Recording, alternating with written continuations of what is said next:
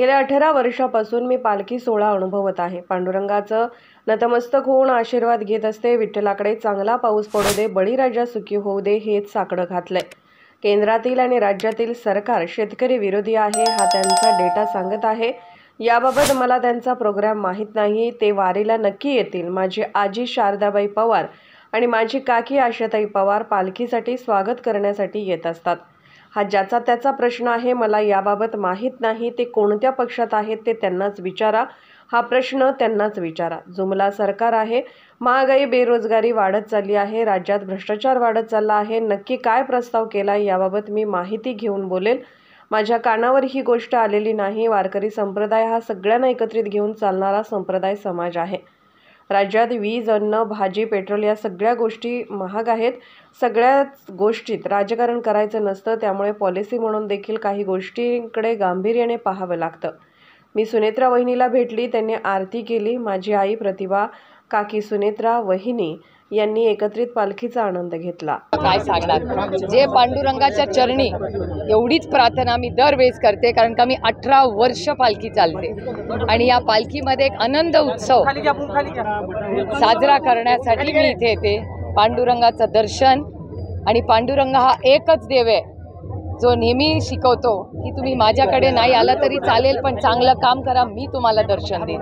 त्यामुळे असा ह्या पांडुरंगाचा नतमस्तक होऊन आशीर्वाद घेऊन एवढंच विनंती करते सगळ्यांना की या देशात चांगला पाऊस पडू दे आणि अडचणीत आलेल्या बळीराजाला न्याय मिळू दे। पण त्या बळीराजाला या अंतरिम बजेटमध्ये अशी म्हणावी अशी तरतूद केलेली नाही। जवळपास 3000 मला काय आश्चर्य वाटत नाही, कारण का केंद्रातलं आणि महाराष्ट्राचं सरकार हे शेतकरी विरोधी आहे। हे मी अनेक वर्ष बोलते आणि डेटा सांगतोय ते। उद्या पवार साहेब वारी चालणार आहे, कुठपासून किती चालणार आहे? नाही, मला नाही त्यांचा प्रोग्राम माहिती, पण ते उद्या वारीला येणारच आहेत। त्यांना मागच्या आठवड्यामध्ये ते काटेवाडी, पिंपळी आणि त्या भागात गेले होते, तेव्हा तिथल्या सगळ्या गावकऱ्यांनी त्यांना सांगितलं की त्यांनी हा आग्रह केला की त्यांनी आलंच पाहिजे। आणि म्हणून माझी आजी शारदाबाई पवार आणि त्यानंतर माझ्या काकी आशा काकी, त्या तिथे अनेक वर्ष शारदाबाई पवार आणि त्यानंतर आशा काकी, शर्मिला वहिनी, नंदा वहिनी हे सगळे तिथे पालखीला आमच्या कुटुंबाच्या वतीने तिथे स्वागत करायला असतात।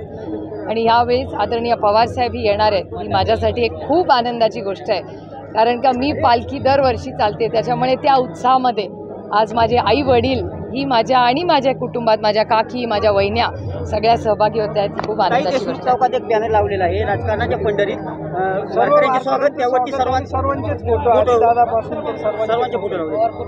तो त्यांच्या अंतर्गत प्रश्न ना त्यांच्या पक्षाचा, मी कसं काय बोलणार। सर्वांचे एकत्रित फोटो लावलेले ते नाही बाबा मला माहिती। हा पक्षाचं तुम्ही त्यांना विचारायला पाहिजे, मी कसं सांगणार। जी वारीच्या संदर्भात मुख्यमंत्र्यांनी घोषणा केलेली होती की 20,000चं, ते अजूनही तातून मदत जी आहे ती वारकऱ्यांना भेटलेली नाही। जुमलेबाज सरकार केंद्रातलंही आहे आणि राज्यातलंही आहे, त्याच्यामुळे मला काही नवीन वाटत नाही। दुधाला 5 रुपये देणार होते, 6 महिने झाले, कुठे आले दुधाला पैसे? महागाई वाढत चालली आहे, बेरोजगारी वाढत चालली आहे आणि राज्यात भ्रष्टाचारी वाढत चालला आहे। त्याच्यामुळे हे महागाई, बेरोजगारी, भ्रष्टाचारी सरकार आहे। शिंदे गटाकडून राहुल गांधींना विरोध होतोय की त्यांनी वारीमध्ये येऊ नये, अशा पद्धतीने विरोध करणं योग्य आहे? माझ्या कानावर ही गोष्ट आलेली नाही आहे, पण वारकरी संप्रदाय हा सगळ्यांना एकत्र घेऊन चालणारा, नेणारा असा हा संप्रदाय, ज्याचा अविभाज्य भाग मीही आहे।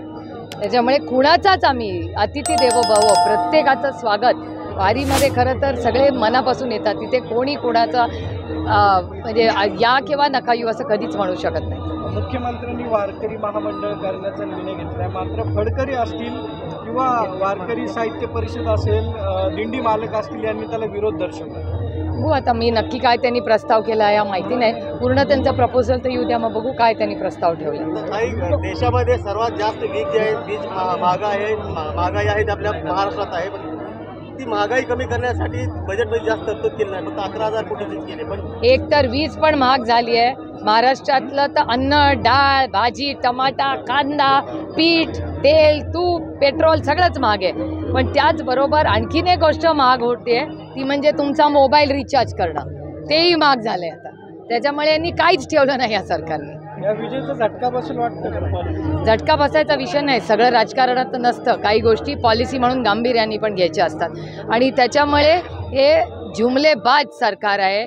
पक्ष फोडा, घरं फोडा एवढंच करून सत्तेत येणं आणि सर्वसामान्य मायबाप आणि शेतकऱ्याचं कंबरडं मोडण्याचं पाप जर कोणी केलं असेल तर या सरकारने केलेलं आहे. आता सुनेत्राताई पण या ठिकाणी आल्या होत्या, काय बोलणं झालं होतं? हो, मी आल्याच वहिनींना भेटले. मी वहिनींनाही म्हणलं की वरून बघा, पण त्यांना खालून आरती करायची होती, त्याच्यामुळे त्यांनी ती आरती केली. नंतर माझी आई तिथे आली आणि त्याच्यामुळे माझ्या आईनी आणि मी आणि सातव भाभी आम्ही सगळ्यांनीच हा आनंद घेतला. थँक्यू. धन्यवाद. रामकृष्ण हरी.